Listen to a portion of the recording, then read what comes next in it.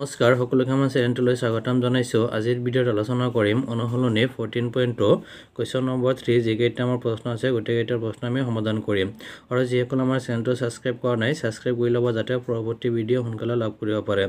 এই question number 3 আমাৰ দিছে তলৰ হৰণবোৰ কৰা, অৰ্থাৎ তলত কিছুমান আমাৰ সংখ্যা দিয়া আছে সেইকেইটা আমাৰ যে হৰণ কৰিব লাগে। এতিয়া 1 নম্বৰটো আমাৰ দিয়া আছে, ইয়াক আমি হৰণ কৰিম, অৰ্থাৎ এইটো দি ইয়াক আমি হৰণ দিম। এতিয়া ইয়াত আমাৰ 1টো দিছে, তাত 9x - 21 ডিভাইড আমাৰ কিমান দিছে 3x -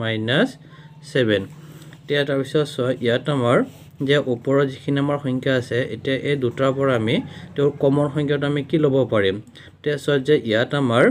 যে x আছে, ইয়াত আমাৰ x নাই কাৰণে xটো আমাৰ কমন নাহে। ইয়াত আমাৰ 9 আছে আৰু 9 আমাৰ ইয়াতো হৰণ নাযায়, সেইকাৰণে আমি 3 যদি আমি কমন লওঁ, অৰ্থাৎ 3 আমাৰ ইয়াতো হৰণ যাব আৰু 3 আমাৰ ইয়াতো হৰণ যাব, সেইকাৰণে আমি যে 3টো আমি কমন ল'ম। এতিয়া 3টো যদি আমি কমন লওঁ, এতিয়া এই 3ৰ লগত আমি কি সংখ্যা বহাই পূৰণ কৰিলে আমি যে এইটো সংখ্যা আমি মিলাব পাৰিম। এতিয়া যে ইয়াৰ লগত যদি আমি তাত 3x যদি আমি পূৰণ কৰি দিওঁ, তাত 3 3 গুণ কিমান হ'ব 9, আৰু ইয়াত x আছে অৰ্থাৎ x হৈ গ'ল। এতিয়া ইয়াৰ আগত প্লাছ আছে, ইয়াত আমি মাইনাছ দিম কাৰণ প্লাছ আৰু মাইনাছে মাইনাছ। এতিয়া এই 3ৰ লগত আমি 7 যদি পূৰণ কৰোঁ আমাৰ কিমান হ'ব 21, আৰু তলত যি আছে আমি চেম লিখিম, অৰ্থাৎ 3x - 7। এতিয়া যে ইয়াত আমাৰ 3x - 7, ইয়াতো আমাৰ 3x - 7, তাত এখন আৰু এখন আমাৰ কেঞ্চেল, ইয়াত আমাৰ কিমান থাকিল 3, অৰ্থাৎ ইয়াৰ এনচাৰ হ'ল 3। আৰু 2 নম্বৰটো আমাৰ দিছে, ইয়াক আমি সমাধান কৰিম, অৰ্থাৎ যে এইটো দি ইয়াক আমি হৰণ কৰিম, অৰ্থাৎ ইয়াত আমাৰ আছে 10jm whole into 8m plus 12, আৰু ডিভাইড আমাৰ কিমান আছে 4m প্লাছ 6। তাৰপিছত ইয়াত আমাৰ তলত যি আছে আমি চেম লিখিম, যে অৰ্থাৎ 4m প্লাছ 6, আৰু ইয়াত আমাৰ ইয়াত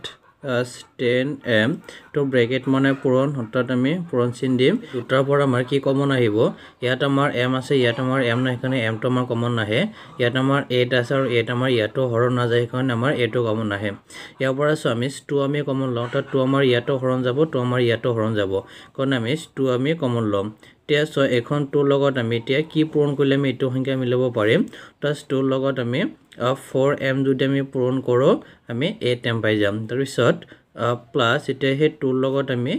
6 যদি পূৰণ কৰোঁ আমি কিমান পাম 12 পাম। ইয়াত আমাৰ যে ইয়াত আমাৰ কিমান আছে 4m প্লাছ 6, ইয়াত আমাৰ 4m প্লাছ 6, অৰ্থাৎ যে এইখন আৰু এইখন আমাৰ একে আছে, এইটো আমাৰ কেঞ্চেল। এতিয়া আমাৰ থাকিল কিমান যে 10m ইনটু 2 যদি আমি পূৰণ কৰি দিওঁ আমি কিমান পাম 20m পাই যাম, আৰু এইটো হ'ল আমাৰ 2ৰ এনচাৰ। আৰু 3টো আমাৰ দিছে, ইয়াকো আমি হৰণ কৰিম, অৰ্থাৎ এইটো দি ইয়াক আমি ডিভাইড দিম। অৰ্থাৎ ইয়াত আমাৰ আছে 7p স্কুৱেৰ q স্কুৱেৰ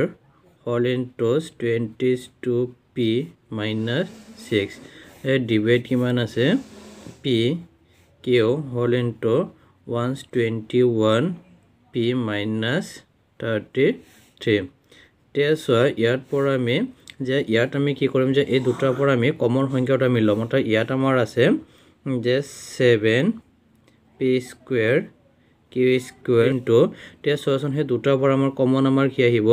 এতিয়া এই দুটাৰ পৰা আমাৰ কমন সংখ্যাটো হ'ল যে অৰ্থাৎ ইয়াত আমাৰ p আছে, ইয়াত p নাই, pটো আমাৰ কমন নাহে, আৰু ইয়াত আমাৰ 22 আৰু ইয়াত আমাৰ 6, অৰ্থাৎ 6 আৰু 22 ইয়াৰ পৰা আমাৰ কমন সংখ্যা নাহে।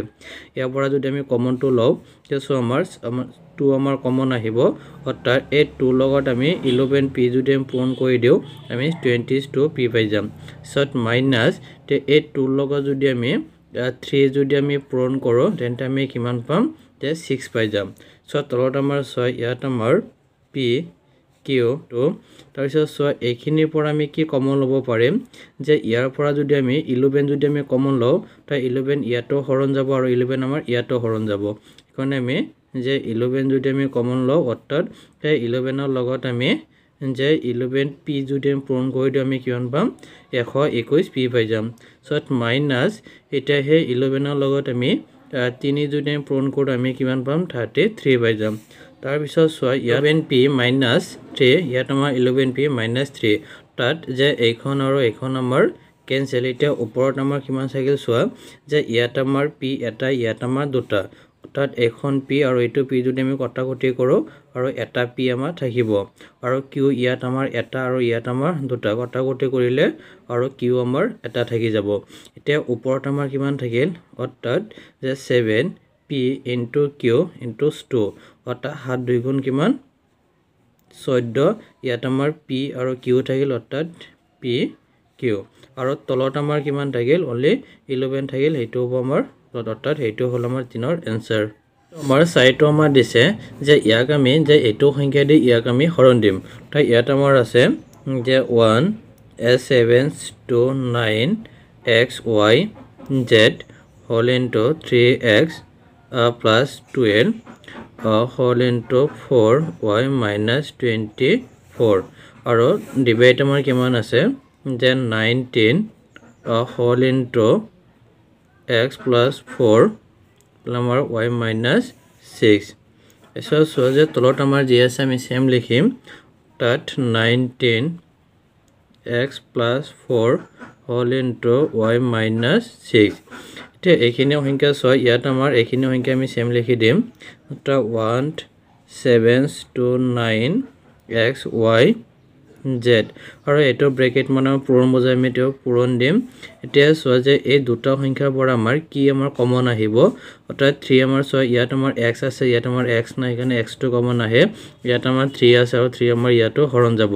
এইখন আমাৰ যে 3 টো কমন আহিব আৰু এখন 3 লগত আমি x যদি পূৰণ কৰি দিও আমি 3x পাই যাম তাৰ পিছত প্লাস আৰু এখন 3 লগত আমি 4 যদি পূৰণ কৰো অৰ্থাৎ 3 4 গুণ কিমান হ'ব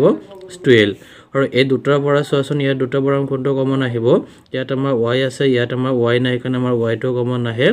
আৰু ইয়াত আমাৰ 4 আছে 4 আমাৰ ইয়াতো হৰণ যাব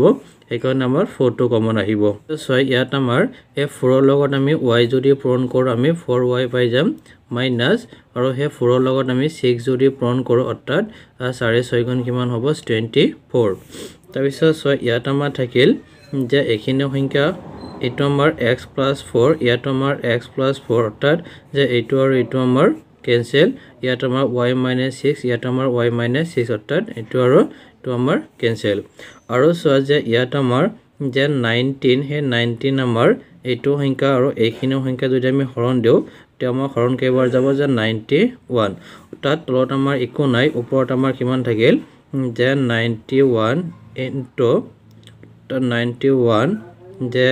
x y z into কিমান থাকিল 3 into 4 তেso ইয়াৰ গুটেখিনি আমি তে পূৰণ কৰি দিম যে ইয়াত আমাৰ 91 x y z into 3 into 4 তা 3 4 গুণ কিমান 12 তাত এই 12 লগত আমি 91 টো পূৰণ কৰি দিম পূৰণ কৰিলে ইয়াত আমাৰ 2 1 9 গুণ 18 তাত 1 9 গুণ 9 কে 10 তাত কিমান হ'ব 2901 তা এইখিনি যদি আমি পূৰণ কৰো আমি কিমান পাম যে 1092 ইয়াত আমাৰ x y z আছে আমি x y